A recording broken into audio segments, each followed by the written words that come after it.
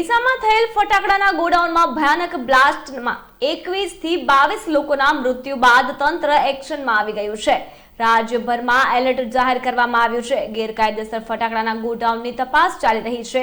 મામલતદાર અને નગરપાલિકાના chief officer આગેવાનીમાં સંયુક્ત ટીમે તપાસ હાથ ધરી હતી। લાટી બજાર નજીક એકતા કોમ્પ્લેક્સમાં ફટાકડાનું એક મોટું ગોડાઉન મળી આવ્યું હતું। આ ગોડાઉનમાંથી લાયસન્સ વગર રાખવામાં આવેલો ફટાકડાનો જથ્થો જપ્ત કરાયો છે। ડીસા પાલિકાના સૂત્રોના જણાવ્યા અનુસાર આ ગોડાઉન મહેશભાઈ ગુલબાનીનું હશે। તેઓ લાયસન્સ ધરાવતા નથી, છતાં ગેરકાયદેસર રીતે ફટાકડાનો જથ્થો સંગ્રહ કરી રહ્યા હતા।